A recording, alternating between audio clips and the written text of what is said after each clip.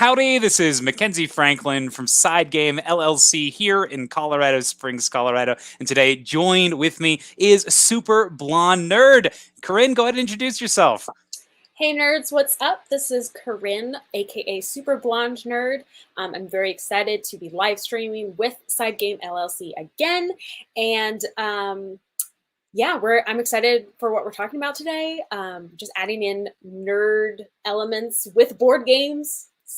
But I do talk about anything from art to all forms of board games, nerd stuff, anything you can really think of on my channel. So you can go check that out if you want. Yes, so Super Blonde Nerd here. She has a plethora of videos.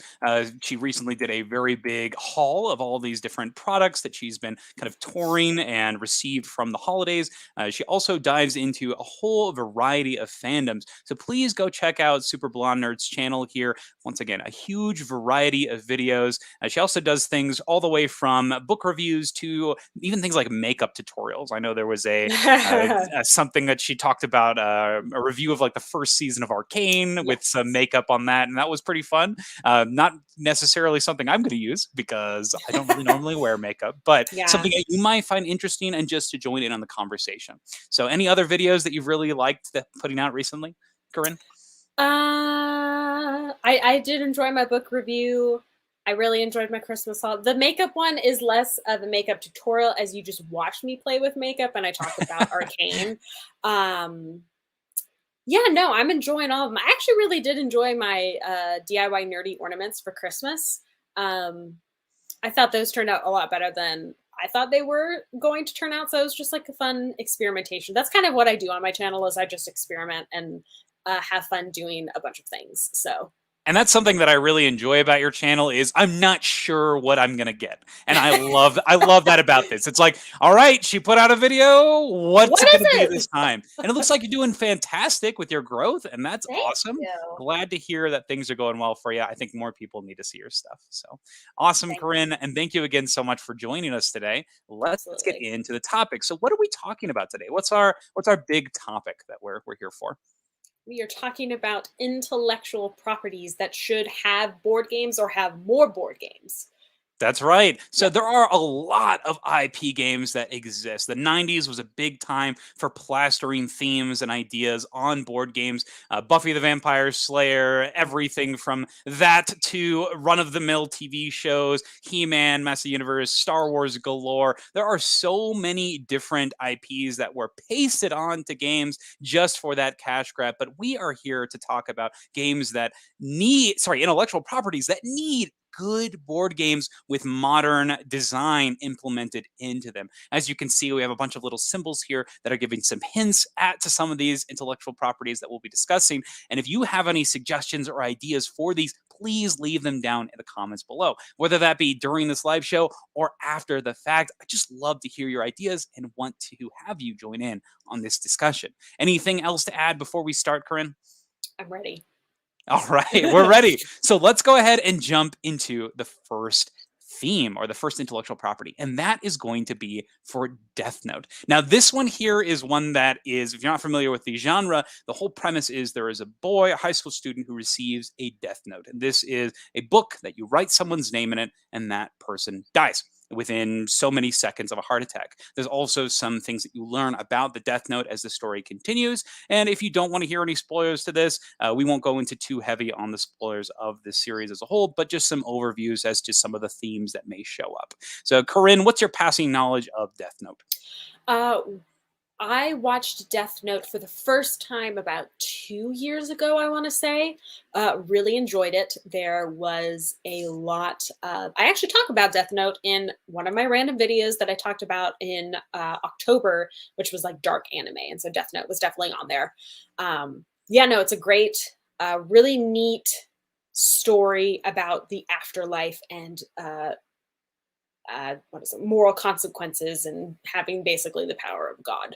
So It's such an interesting theme, and this was a Mhm. phenomenon in Japan. When I lived in Japan, this was a series that people were reading and still very engaged in, and it was so cool to watch people kind of grasp with who is right, who is wrong, and the gray morality between the different characters. Because Mhm. you have the high school student here, Light, who's using the book to commit murders, but he's killing convicted criminals, so people that he deems need to be purged from society. Mhm. Whereas you have the detective that's going against him in the form of L, who is going to try to hunt down, because killing is killing. It's still unjust. And then trying to figure out what this is going to be. Now, going away from the theme here and into what we'd like to see in the game mechanics, when I initially thought about Death Note, it brought me to the game that I'm currently playing a lot of. And this is Mind Management. So, Mind Management is a hidden movement game where you are trying to move throughout a board and to try to deduce where a certain character is. But I would love to see that portrayed in this format where you have a character who can literally control people and then eventually kill them, which I think would make for a very interesting game of cat and mouse, detective crime solving, but also having this player who's acting as the player with the Death Note being able to use the different characters on the board in small amounts of time before they eventually perish. And so the goal is to manipulate these people and have them die before the end of the game, and also fulfill certain objectives and criteria while remaining your anonymity. What did you think about what sort of game mechanics could be implemented in a game like this?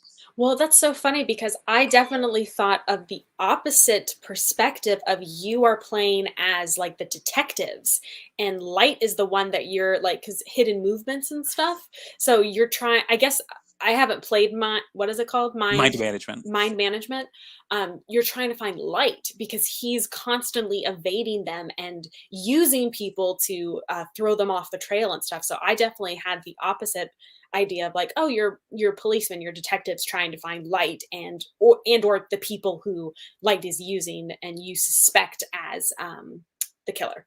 And I think that So this there could be a great cross between mhm. these two ideas, leading to some asymmetric gameplay, different scenario-based play, and two entirely different modes to approach the game. So I Yeah. think there's a lot of different things you can do with Death Note, with the IP as a whole. There's two entire like series that you could play off of. There's that Mhm. first arc with L, and then the second series that introduces new characters. Any other notes to add on this before we move on to the next one? Not coming right off the top of my head, so I will let you Okay. know. Okay. The another couple of things, there are Shinigami that exist in the universe, and that could play into the game as well with different powers, different unlocks, lots of new things you learn. And that brings me back to Mind Management, where they have this shift system that at the end of each game, you're unlocking new content. And I could see that being Mm. put into here with some of the factors that make the series so compelling. So that's our Okay. first game, our first theme. Death Note needs games about it, more games about it. I want to see this and see how they employ this excellent cat and mouse and decision of justice and morality. So it's super exciting. And that is our first game. All right. So that's our first topic here. Let's go ahead and move on to the next one. And this one is a suggestion by Super Blonde Nerd here. This is one that she brought up and said, hey, make sure that you include this. And I'm excited to hear. Tell us what this one is all about, Corinne. This is Professor Layton. If you have played any Nintendo Nintendo DS, I think, is when he originally came out. And he is another Sherlock Holmes-esque character, but he solves mysteries through puzzles. A lot of logical mind play puzzles. So basically anything that you want to do to further into the mystery, you got to solve a puzzle. And so you have Professor Layton there with the top hat, and then next to him is Luke, who is aspiring to be a young gentleman like Professor Layton is, but he's also very smart and helps solve puzzles. So they go on tons of adventures and not just like common mysteries, but we're talking time travel, we're talking ghosts, we're talking all over the realm. And I love the art style of it. It's very adorable and really well done. There's actual animated cutscenes throughout each game, so that's really fun. So I definitely thought there's a ton of murder mysteries and Sherlock Holmes themed games. So I definitely thought easily can put that into this theme into those types of games.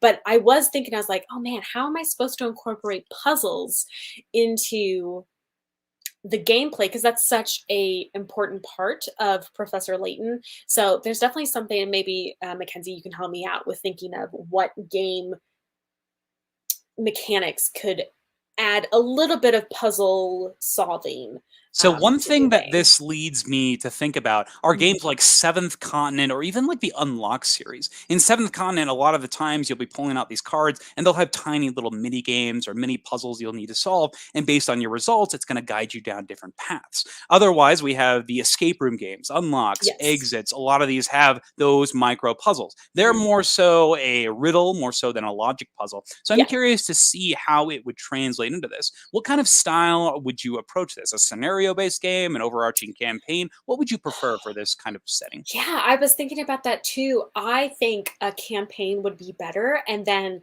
that way you have such rich content per, but you could still do different campaigns. Just like the different Sherlock series games, or even what you were saying, like the escape rooms. Each escape room could be a different scenario that Professor Layton and Luke have to use and solve. So I think there's definitely a lot of ways that we can incorporate Professor Layton into games. So Wow. yeah, I think this is rife for some sort of board game for sure. implementation, and I love this cute artwork. I'm sure this would pull in a huge crowd. Any other Mhm. final touches or things you want to add before we move on to the next topic here about Professor Layton? Um, just what you were saying, like unlocking new things and new scenarios, bringing in all these more beloved characters that are also seen throughout each of the campaigns and stories. Because I think there's five to 10 different Professor Layton games. So there's a lot that we can work with. Excellent. And these logic puzzles, they're like kind of micro games in themselves, or just straight up puzzles. Because when I see this, it reminds me of something like WarioWare a little bit, where you have Yeah. these like little mini things that you're taking on just successively. Is that kind of the approach here? Yes. Yeah, yeah. There's definitely there it's all between like logical puzzles, riddles, micro games, things like that. Yeah, I could see this being a game that would work perfectly in a cooperative or solo setting that you could really sit down and just enjoy for hours, which is probably Yes. why the video game is so compelling. Yes. For sure. Excellent. All right. So that is our second game, Professor Layton. Excellent choice here. Thank All you. right. Our next game was another one suggested by Corinne here that actually does have some board games currently already out for it. One is on its way for delivery. It's currently in production from Kickstarter. And this is going to be a very popular series, book series, video game series, and now recently a TV series. This is The Witcher. Corinne, go ahead. Let us know, what is The Witcher and why was this one that came to your mind? Well, The Witcher for me has definitely been ingested through Netflix. I have heard of the video games and I've seen friends of mine play the video games. So I knew The Witcher existed, but I didn't know anything of the story or the lore until the Netflix series. And a lot of the fans of both the books and the video games, including Henry Cavill, who plays our Witcher, really enjoy the series and say that they do a good job of kind of appeasing both, which is really exciting to hear. So that makes me love the series more. But yes, I thought of The Witcher partially because the second season is out right now. And I thought of a Mansions of Madness or Betrayal at the House on the Hill kind of game, because The Witcher has such a stack of monsters and villains and morally gray characters, which I think you could have the morally gray characters as each of your individual people with, different stats that you start with, as well as maybe with Mansions of Madness or Betrayal of the House on the Hill, having someone betray or become the enemy is very plausible. There's a lot of like mind messing monsters and things like that. So I know that there could be a lot of things done and a lot of both fan service and just really fun gameplay doing this type of game, but also in like a fantasy series, because mostly Mansions of Madness and Betrayal of the House on the Hill are more modern, or like coming from like the 1800s to modern times, but the Witcher obviously is like far further back. So it'd just be fun to play around with those as well and explore and even do things not just like in a house, but like in the forest or in a graveyard. Like there's so many options, and I think it would be really fun to have the Witcher style in that kind of game. And the whole system here, it brings me back to thinking about something like the new Assassin's Creed board game and how they have these Mm, linked missions where you're going to a home base after each mission. And that's one thing that they really dove into in this second season of The Witcher was the I forget the name of the castle, Calmoren. It's the mhm. castle where the Witchers train, and they have a lab there where they research and understand the creatures and monsters. And I think that could be a lot of fun with, taking out these big monsters, bringing them back, and then saying, okay, what can we do to analyze and strategize and move forward and come up with different ways to combat them in the future? And I think that's a really cool aspect, the alchemy and the magic that you can learn and progress during the game. So I think there's a Yes. lot of really neat things. And I think that the Mansions of Madness system, even if you had that app integration, could help you track that and store it. And I think this would Mhm. be a really cool game to implement some app integration. Yes, and I don't know if Mansions of Madness originally is a campaign based game, or you could turn it easily into a campaign based game, like you were saying. Mansions of Madness is definitely a scenario-driven game, Okay. but there are lots of systems that use that similar style. In particular, Journeys in Middle Earth for Lord of the Rings is a Okay. campaign version that uses a app very similar to Mansions of Madness. Very Now, cool. currently there are quite a lot of board games for The Witcher. Sorry, not quite a lot. There are three, so I guess that's not quite a lot. So there are board games that exist for The Witcher. So there is the Witcher Adventure game, which is the one that actually probably has the most popularity. It is ranked 3,000, not very high ratings. It's an adventure game in that Witcher universe. And then we have the most recent Kickstarter, Witcher Old World, which is where the majority of the popularity is going to. People very excited to see this modern, up to date version of a Witcher exploration. And then we have two other card games in the form of Okay. the adventure card game and just The Witcher. So, not very well loved games, very much faded into the background. But I'm excited to see what they're going to do with Witcher Old World. I'm Hmm. super pumped. They're taking some of the combat systems from Tainted Grail, which is my favorite part of that entire series, and then using that this Western Legends style of free for all roaming and fighting combat. So excited to see how they employ it, but definitely always excited for more Witcher board games. And I think you put out some great ideas here, Corinne. Thank you. Yeah, it sounds super exciting. Um, yeah, I'm ready. The Witcher. Excellent. All right. So this next topic is one that I've gotten really into recently with the release of the new Netflix series, Arcane. So this is a Mhm. intellectual property that comes from Riot Games, and Riot Games has actually created many games already, and so they've proven that they can put out incredible board game projects. One being in the top 100 in the form of Mechs versus Minions, but Riot Games' most famous property is League of Legends. Now, League of Legends is a MOBA style game where you have this lane combat, you have a group of champions that you're sending at each other, and I am so shocked that they have not taken this property and turned it into a game yet, because they've branched out into all other sorts of their IPs and created new content through that. And other games have tried to implement this lane combat style, but nothing has come close to giving that feeling. Guards of Atlantis and Guards of Atlantis 2 have come the closest, but this League of Legends system has so many characters that are beloved and rich. The system makes sense. You have these maps, these lanes that people are going through, minions you're killing, upgrades and bonuses. There's so much going on in League of Legends, and they have it already. They have the characters, they have the abilities, the combats, things down to a stat that work well in the video game, and I want to see that ported over into this a board game style. What are your thoughts on League of Legends, Corinne, and what do you think could be done with a board game system? Yeah, I am not a League of Legends player. My husband is. And so watching, though I have watched all of Arcane, and watching Arcane with him was really fun because he would point out like all of the Easter eggs for all the different legends. I think now they could dive in to creating a really good game. I think it's probably intimidating for them because there are so many characters and the world is so expansive. But I definitely think now, with how modern board games are coming out, with like just all the different campaign settings and, like you were saying, the mechanics that have been made for different games, I think they can easily now apply their characters and their lore to um, those game types. So I think I think they could now dive into that. I would be intimidated, especially with this franchise, and how big it is. So it would definitely easily, especially now with Arcane, you could really hone in on maybe those characters because now they're not just a niche of League of Legends fans, but Netflix fans now too. So I think they can definitely apply it and have an expansive world, or at least, maybe do board games released on each world, like sectioned off, make Yeah, it a little bit more digestible.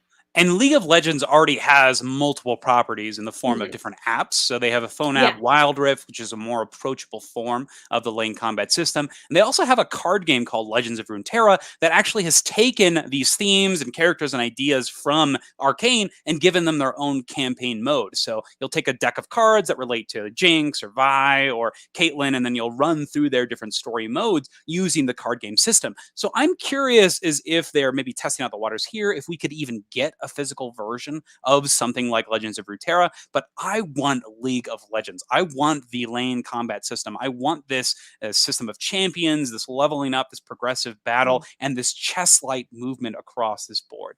Oh, it sounds wonderful. We got a comment here. My brother's in the chat. This is Jordan Franklin coming out from Florida, and he says Sky Tier Horde. And I think that is very appropriate. So Sky Tier, if you're unfamiliar, has taken the idea of this lane combat and put it into board game form. They're very similar to Guards of Atlantis, bringing this MOBA genre into board game format. And Okay. Sky Tier Horde is a card game tower defense system that employs their Oh, champions from the original Sky Tier. So you definitely have companies that are taking this idea and putting it forward, but League of Legends is that driving IP that already has these proven characters and abilities and conjunctions and combinations of everything. gotcha. Yeah. Any other final thoughts before we move on to our next topic here? It's really big. So it's a big ask. But I think they could do it for sure. I think so as well. They've got the resources, they have the creative teams. I'm Oh, yeah. excited to see more games from Riot's. Tellstones was their last game that they released, and that probably wasn't the greatest game in the world. It's a memory game that's like set Oh, in the Runeterra universe okay. and did not hit very well for me, very much exactly as it seems. So, Mm, not interested in playing memory, but am mm. interested in this new. Oh, please give me this League of Legends content. Sounds fantastic. All right. Our next game here, this is another suggestion from Corinne, one that she feels very strongly about. And I'm curious to see just your takes on this in general. A game that took the world by storm and still is extremely popular. This is Animal Crossing. I was like, Tell us, which what is one? Animal Crossing? Why is this exciting? Why should we be looking forward to it in board game form? Animal Crossing is a feel good, simple video game. It's life simulation. It has enough goals and objectives and things that is going to keep you playing for years to come, as well as the ability to terraform and change the houses and locations of things. So you can really create your own island with adorable characters. And again, the gameplay is very simple. So if it's something just to help you wind down or you like this type of gameplay, it is definitely for you. Um, Turning this into a board game, I think, would be pretty simple. Again, it would be because Animal Crossing has just expanded into their new update and their DLC. There's a lot of home decor variations and different things that you can do, but I think we could implement Animal Crossing into a type of like create your home board game. Like I think it's just called Dream House. So there are, and just with this art style, it is so iconic and cute. I think there are a lot of ways that we can put in um, the ability to choose kind of what you want your house to look like and little objectives and bonuses that you can add through what you collect and what resources you have and things like that. So there's a lot of ways that we can put this into a simplistic board game that makes you feel just as warm and fuzzy as the video game itself. This is a great approach. I think the theme is wonderful. And I'm curious as to see if they decided to make a board game, if they would go more the route of something like the Stardew Valley board game, if you've seen that, Mm. where it's a cooperative nature and you're trying to fulfill some objectives, or if they're going to go more towards the way of Mythwind. Are you familiar with Mythwind at all? I don't think so. I think I might have seen it like listed, but no, I'm not. I'm not. Maybe So I've seen it as a what is it called? Facebook maybe a ad. Facebook advertisement or something. So this was a Yes. very recent Kickstarter that promises gameplay similar to the vein of Animal Crossing. The whole idea is it's a game you can play forever. You simply open it up, you play, you build your town, you increase your buildings, you play mini games, you're making goods, selling goods, participating in this forest, going hunting, doing whatever your character does best. And then when you're done, you just put it away. And then the next time you play, you open it up and just pick up where you left off. There's no end game. There's no way that the game wraps up. You just play forever in a very chill sense. It uses mechanisms similar to Merchant's Cove, where you have a lot of asymmetric factions and abilities, and it's Okay. just you exploring and increasing the efficiency of the different actions you're taking. So it's a very beautiful game with lots of great artwork that calls into this world of Yeah. these different characters and this emergent narrative that's going to come from just the explorations you have. So is this Yes. something that you would like Animal Crossing to look like, or do you think that there could be some changes that you do when you include it this Animal Crossing world? It would honestly be so cool to have Animal Crossing this delved into, because I, like I say, Animal Crossing is pretty simplistic. There are a lot of options and features that can be put into the game for like the options of how you decorate and how you create your village. So I definitely think there could be similar features like this game, but yeah, I wonder how we would do it because of like the different characters here. I mean, you could do the same with the different critters that you have, like Mr. Nook and Isabel, and you have different like store clerks and goods uh, goodsmen selling goods and all of that. So there's definitely some cute critters you can put into there, as well as like the plethora of critters you can choose to put on your island. We can incorporate that as well, but that would be really cool. How detailed and thorough you could go for this game would be really neat.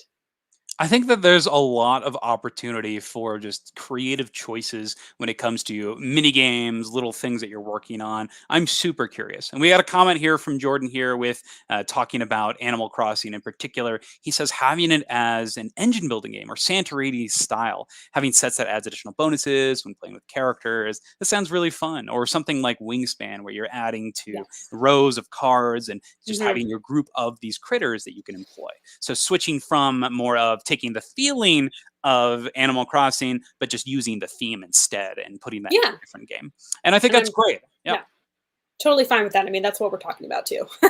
Absolutely. I like to see the creativity using these characters in new and unique Hmm. ways. And I Yeah, think that if you want to have that Animal Crossing experience, maybe that's when you play the video game. But then if you want these characters, you can use them in this other format. yeah. Sweet. Any other things to add to Animal Crossing before we move on? No, I mean, I like there are so many options of how we can apply Animal Crossing to board games. Let's do it. Now, speaking of so many options, our next IP here is just, it's not even an intellectual property. This is a straight up brand that has taken so many IPs and reused them. This is Lego. Now, Lego has so many board games already, but have you ever heard of a good one? I honestly haven't even heard of a Lego board game. Right off the bat, that sounds so cool. Am I wrong? A Lego board game. A lot of different things can go into making this happen. You can have dice with Lego facets where you can affix different things. So something like Yeah. Dice Forge, where you're creating and crafting dice that you're using. You have boards that can literally be built up based on the Hmm. pieces that you're using. You have characters that can swap in things and out things. I know that there have been a lot of games that have come out recently with miniatures with like detachable heads and weapons that you could attach. Lego has all this built into its framework. So it has the component quality, but also the features that could be used to combine to create a really interesting tactile experience. But we just need the game to represent this as well. What do you think could make a Lego game interesting, and how could they use these different Lego pieces in a creative way? Well, you kind of said it where you are building on your board game board itself, like creating a city, create or a fortress, whatever genre you want to go for. Because again, you were saying Lego just has all of the intellectual properties. Good morning. um, yeah, so there it's I was like looking at the Lego movie poster and I'm like, where do you even begin? Do you do kind of what Lego movie did, which is just put it all in the same city and just make it work, you know? But yeah, I would love the idea of building a city or some structures on your board game. I mean that's what Lego is building and creating things. I think that would be really cool. And I'm just curious in general. So I'm going to pull up a list of all of the current Lego board games Okay. because there are so many. So you thought that list for Witcher was a little sparse. This is going to blow it out of the water. And I think that Best at Star Trek has a great point here. He says he played a Lego board game and it was decent, but he doesn't remember the name. And Best at Star Trek, I don't blame you because there are so many Lego board games, but none of them have really made it up there. So we have Lego Creators, Super Speedway Game, Champions, Soccer, Constructionary, Ninjago, and a lot of these are pretty recent. Like you have a lot of these games that have come out in the last couple of years. So that's the Ninjago one was 2016, Lego Right. Knights. There's been trading card games that have been set in the Lego universe. And so you've seen this time and time again, people trying to break into this genre of Lego style gameplay. And I just think that it needs to have a dedicated designer bring in these Hmm. modern mechanisms and say, how can I use these components well? And I'm curious to know what is the thing that's stopping Lego from having something like this. Well, kind of what I was saying, like there's just such a plethora of intellectual properties that Lego basically memes and creates their own version of. So you can even see it there. There was like the Lego The Hobbit Journey, Hmm. Lego Ninjago, which is their own, but just infinite genres and things, and they can't really stick to one. Um, Yeah, and yeah. it really reminds me a lot of Funkoverse, if you are Mm, familiar with that property, yeah. or Yep. Unmatched, where they have access to all of these IPs, and now it's just a matter of using them effectively. For example, Funkoverse has taken the idea and created a skirmish game out of it, where you get a team of characters of your choice and you battle at it, you have at it. And I think Yeah. that could be something really interesting here too, having a skirmish style game where you build the terrain, which would be out of Lego pieces, and then you have the characters that are customizable. You could even swap features. Maybe the cards have the different, the head, the Yeah. body, and the feet, and you can interchange those. Maybe you have, I don't know, Lego Batman's head, but a raptor from Jurassic Park's Right. body, and combine those together. I think that'd be very interesting and playing into the Lego theme, so it's not just a theme pasted onto Lego, if that Right. makes sense. Combining all of the different character aspects so you basically Lego merge the most powerful character. Like having the speed of a velociraptor, but the mind of Batman, or whatever, however you want to apply that. Yeah, I think kind of what I was saying with League of Legends, it's so big and daunting. And what you were saying is that they just need a sole Lego board game creator, someone just focused on that they could create like a really good product out of it. Could you imagine if someone like Tom Lemon, who is just wrapping up Dice Realms, which uses Mm. interchangeable dice faces, had their chance at creating a Lego game? Someone who's a master at engine building and creative Mhm. mechanisms, taking Lego and doing whatever they want with it. Yeah, Whew. that would, yeah, it could, we could go somewhere. It could be a good Lego game. And apparently Jordan says to check out Lego Time Cruisers. It's a classic. And Best at Star Trek, thanks for joining us, even though it is a little early on your end on the West Coast. So thanks for joining us this morning. We But really appreciate it. but that's Lego, another theme that's just super exciting for this whole board game, just board game treatment. So let's get a great one with some excellent designers and just see what they can make for us. But apparently got to go check out Lego Time Cruisers. Yeah. All right, up next we have another intellectual property. Let's pull it up here really quick. This is going to be for... this one is fun.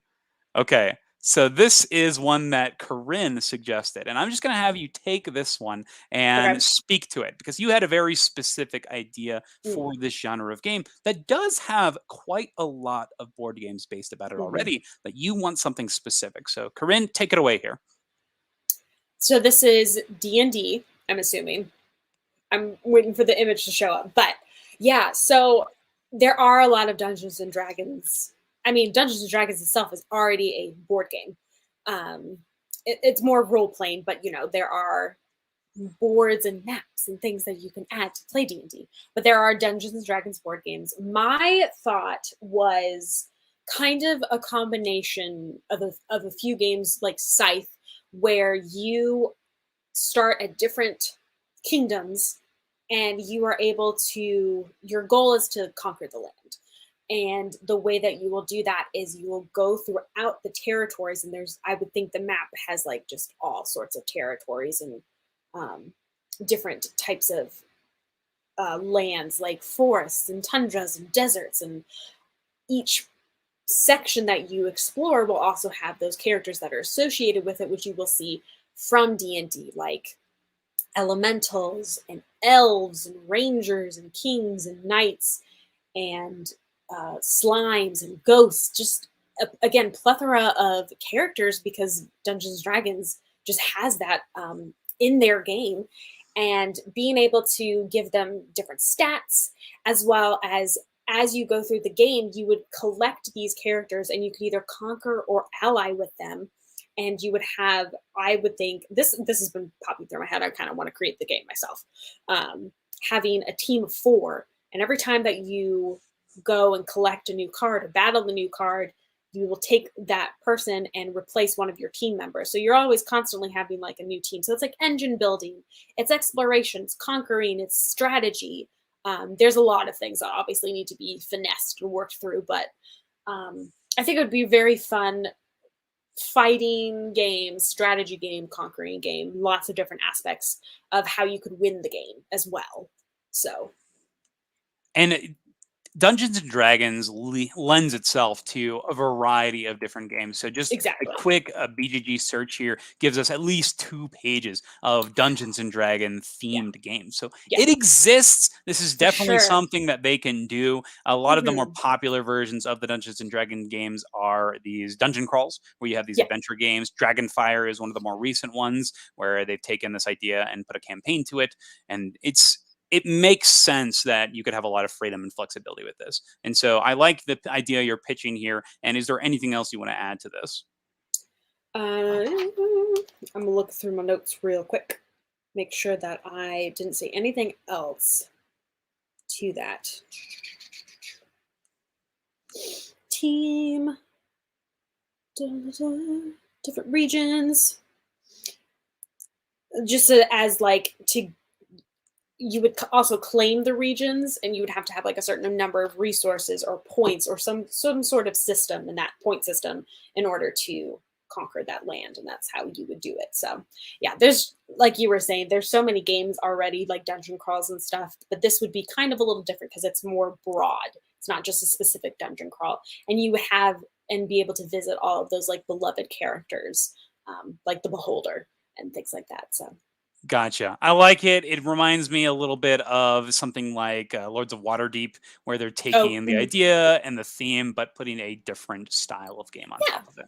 So very cool. And that's Dungeons and Dragons, something Corinne is very, very excited about and clearly has a lot of ideas for. So super exciting.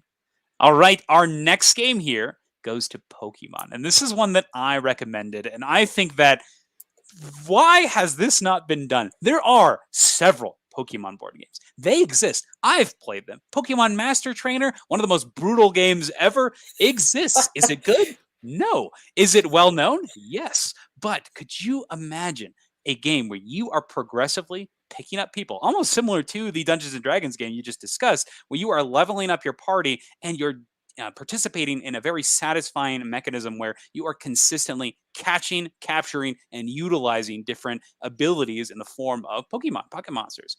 These pocket monsters have effects ranging from lightning blast to fireballs, and just have a very flavorful assortment of features and just battling tactics. And I think that bringing that battle system into either an adventure experience or even a head-to-head battle, I think would work extremely well outside of the trading card game that does exist already, but bringing it into a board game fashion. So, Pokemon, what's your familiarity with Pokemon? Is this something you enjoy? Oh yeah, I grew up on Pokemon. I didn't play a whole lot of Pokemon cards, but I played a lot of Pokemon video games, which is a whole, you know, that's half, not half, a good part of the fandom is just the Pokemon video games, and the show. Watched the show for a while. Love the original 151. I don't even know how many Pokemon there are now. But yes, I got Pokemon Sword. Been playing that, super fun. Yeah, it's such a, and again, this is from nostalgia because you grow up with it. There is, because there are so, I mean, Pokemon continues to live forever and ever. Because there are so many Pokemon, there is an infinite amount of battles and ways that you could absolutely apply this to a board game and be able to rank up your team so that you are undefeatable. Um, yeah, I no, Pokemon is wonderful. I was trying to have him show up, but this is a little Mudkip.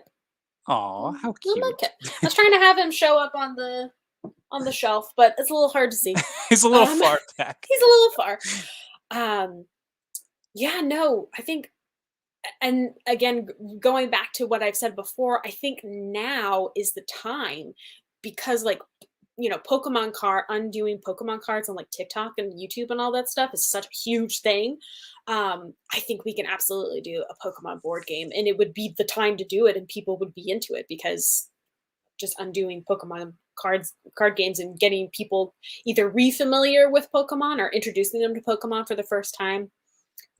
We could do a board game, and I think it would go really well. Oh yes, definitely. Now here is something really cool. So it looks like my dad is also here on the stream with us, and he wants to mention a game that he created for us when we were kids, and this is his own form of Pokemon Master Trainer. And I remember this vividly. This was one of the coolest gaming experiences I've ever experienced. He essentially said, "Hey, all these Pokemon board games suck. Let's make a good one."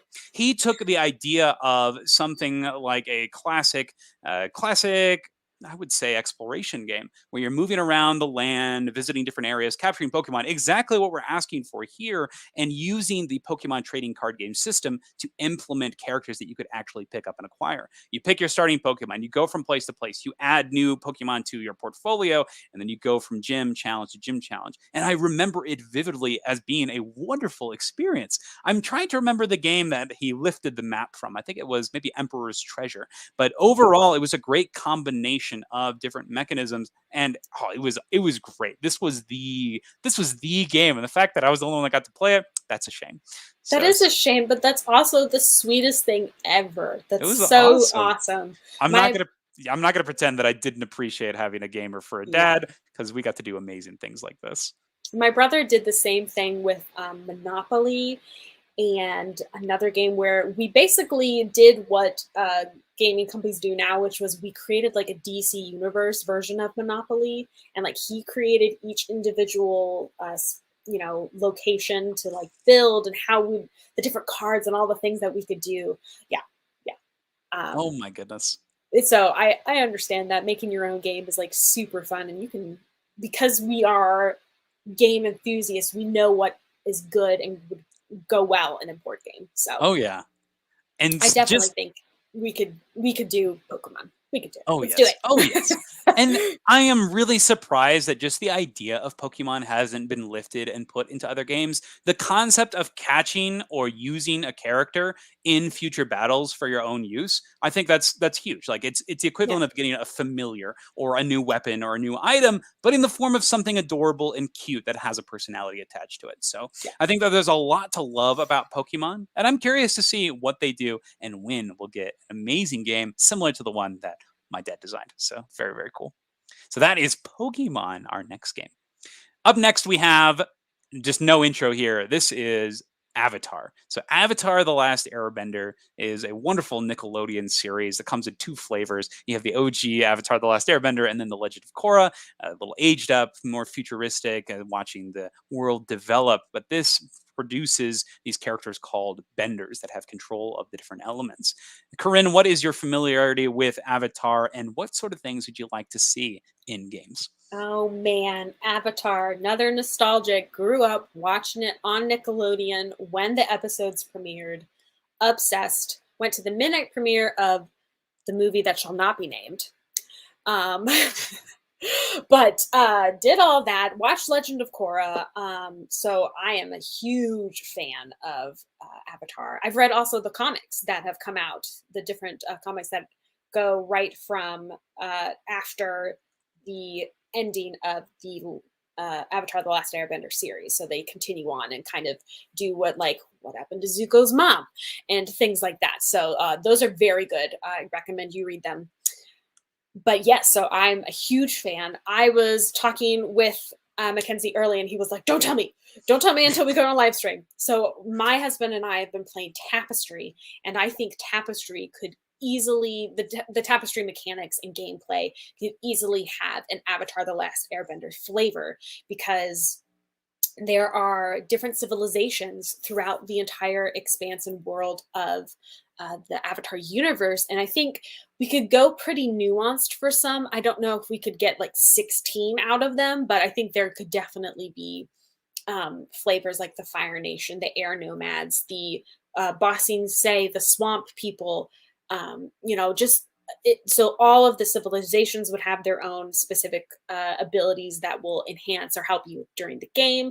As well as with Tapestry, you go up and advance your civilizations, and because of Legend of Korra, you can do that. They have mechs and like steampunk futuristic advances, so you could start from the Avatar: Last Airbender time period all the way up to Legend of Korra, maybe further, but you could definitely advance and have futuristic um, advancements that you can do. And again, Tapestry cards, so different abilities that you can apply to your civilizations, add a bunch of flavor from the game, as well as I wonder. One of the things you can get is also monuments or landmarks. And I think there are plenty of landmarks in Avatar. So creating like little miniatures of those and being able to place them on your land would be so cool. So yeah, I think the Tapestry gameplay and mechanics, we could start from there. It doesn't have to be exactly Tapestry, but I definitely think there's a lot we could do with that. I think that macro perspective of looking at the nations as a whole is a really interesting way to approach the Avatar universe. Now, there are currently three big games that are for Avatar: The Last Airbender already. The first one is actually from Legend of Korra. It is the Pro Bending Arena. So they've taken the idea of the Pro Benders and have you doing a skirmish game where you're competing in the sport, and you'll have your different team of benders versus another team of benders. Love There's it. also a trading card game that allows you to play the characters in a head-to-head style. But the last one, which is a very micro look at the Avatar world, and one that I gotta share here. It is Last Airbender. Oh my cabbages! And this came out last year in 2021, so it just came out. Oh It's my not rated very god.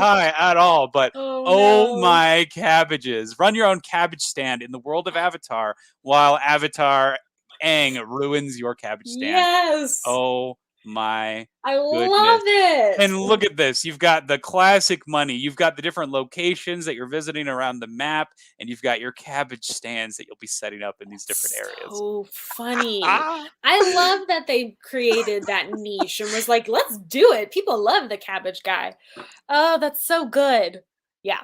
I think it's hilarious. Now, when I think of Avatar: The Last Airbender, obviously I'm excited to try out something more in the veins of actually using the bending. I like the idea of having characters that you can manipulate and move, either in like a scenario-based Mhm. style or in a game of tactical combat where you're moving around and employing the abilities, learning new ones as you progress, and then maybe even having a campaign scenario where you play as Aang and you level up and learn the different Yeah. bending powers and abilities you play. But I don't know this cabbage game. I might have to try this one out. Look at the map. Look at the coins. I mean, Yeah. you get to travel the whole nation. Look at this. You got the whole map there. That's great. I love Wow. it. Wow. I definitely have to try this. I hope it's good. Oh my gosh. The Could you cabbage man imagine deserves it. in the future, we got to do a live play of Avatar: The Last Airbender. Yes. Oh my cabbages. There you go. There's an idea for your 1K. Oh my gosh. That's Amazing. amazing. Oh man. Any other thoughts or things to add for Avatar before we move on? I wonder if we could even go and I don't know if this would you could just do as an expansion or adding on to one of the games we've already talked about, but doing the spirit realm and Hmm. adding those into that because that's a whole other aspect. That's a whole other world. So what you could like derive from there, I think would be interesting. Oh yeah. Like the There's is it Ka? mhm. The spirit of Ka? Using him. Oh man. OP. Yeah, I think there's a lot of things that we do, and the moon and the sun, or yeah, the sun and moon fish, Yeah, the moon spirit. there's Yeah, such a rich world in yeah, Avatar. So yeah. I think any game could really dive deep. As you saw that micro look where you're looking at the cabbage salesman, or the macro look where you're looking at how the different nations interact with each other as a whole. So I really like this concept, this idea, and honestly, any amazing Avatar board game I'll eat up. I was really excited Yes, they announced a role playing game, but before that was yes. announced, it we didn't really know what the game was going to be. So I Mhm. figured that was going to be some amazing board game because it was put out by IDW, who does a Teenage Mutant Ninja Turtles game that's really well done. And so Mm, I was really excited to see if they were going to create a board game for Avatar. But alas, that did not happen. It was the RPG instead. So, but super excited nonetheless. Now, the last game that we're talking about here is one that I picked personally, and I think it's a very popular character, but one that not a lot of people talk it about is. or have any crazy IPs. And I just think that it would be a perfect board game. And if you don't know what I'm talking about, that's okay because this kind of blindsided me as well. This is Kirby. So, Kirby is a lovely little pink ball whose whole gimmick is a platforming style game where you move around a map, but he can suck up and eat different characters. So a little similar to Pokemon, where you're going to be kind of capturing powers, but in this case, the powers that you capture are the enemies that you're fighting. So you can soak up and eat up these different characters, and based on who you eat, that's the ability you get. Suck up the sword guy, you got a sword. Suck up the electricity dude, you can shoot out electricity. There's a lot of cool things with Kirby. Now, have you played any of the Kirby games, or is he just a Smash character for you? I played the OG Kirby 64 with the star and the little fairy. I can't think of what it was. It just called Kirby I think it was just 64? called Kirby 64. Yeah, so I played that game, loved it, loved the mini games. Yeah, no, I haven't played any of like the more modern Kirby games, but mainly Kirby 64 and then of course a Smash. Smash. Great Smash character. Yes, I Kirby's adorable. I love him. Um, so adorable, and I think you don't just have to absorb enemies, you can absorb friends too. That'd be helpful. Yeah, I think there's tons of stuff. I just can't help watch the little gifs that you have or gifs that are on the PowerPoint slide. It's so cute. They're But yeah, so adorable. So but when I thought about Kirby, the big thing that I was thinking was a game where you control Kirby. You're obviously moving mhm, around. You have all these minions that are populating the board with their own special effects, but the effects in the game are very simple. When you take a dude with a hammer, you get a hammer, you swing it. There's nothing crazy about this. And I think that would translate really well into gameplay. You have these little abilities that are easy to read, easy to make sense of, and you'll be trying to kind of puzzle solve a scenario by mhm, absorbing abilities yeah, tactically, strategically, moving around a map and using them as efficiently as possible.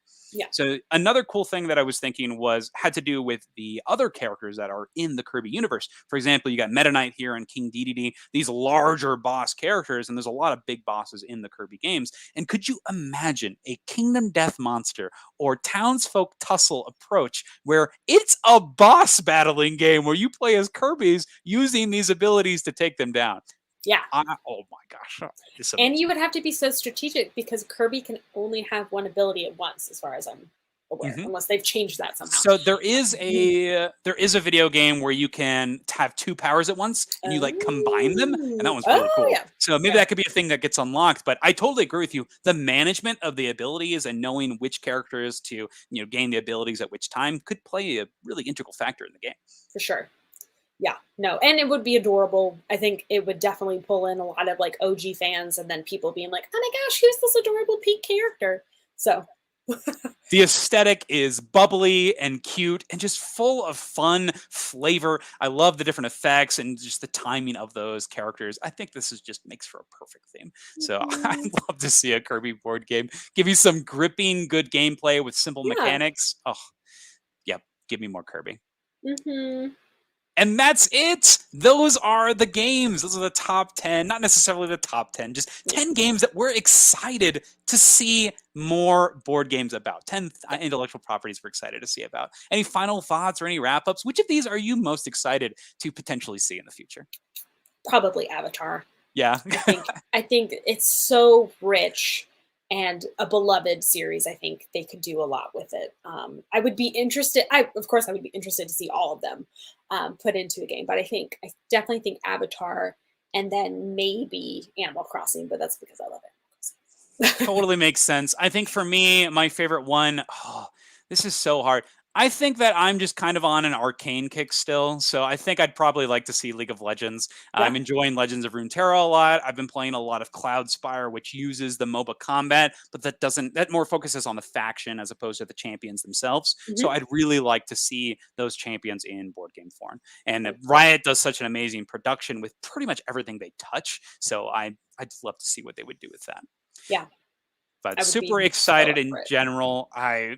Just a big fan. This was a great conversation topic. I really enjoyed this, and thank you again so much, Corinne, for joining the stream and for putting some time out today to come join us on SideGame. Absolutely. Thank you so much for having me again. I love having these conversations with you, especially if we're diving into different fandoms as well. I mean, I think we could definitely create another 10 list. And I am also definitely up for live playing the Cabbage game. Let me know if you find a copy, but please make sure that you check out Super Blonde Nerd's channel. Corinne does wonderful things, and like I said, something for everything. You're not sure what you're going to get, and that's the fun of it. You've got board game reviews, you have different artwork, and then you just have quality commentary in the form of Corinne herself. She does an amazing job with discussing the different topics at hand, and it's just fun to be involved with a fandom and someone who's so enthused about those fandoms. So thank you so much, Corinne, for being here and just for joining us in the stream of the conversation. Always a pleasure to have you. Thank you so much for having me. I am super grateful to have a YouTube friend.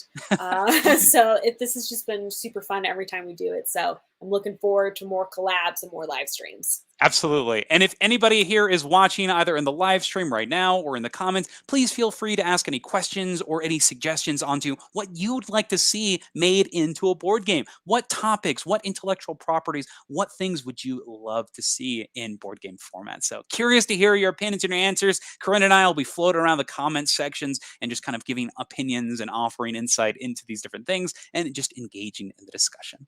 But thank you so much for joining us today and for being a part of the stream. And Corinne, any other final words? SideGame strong. SideGame strong, y'all. Adios.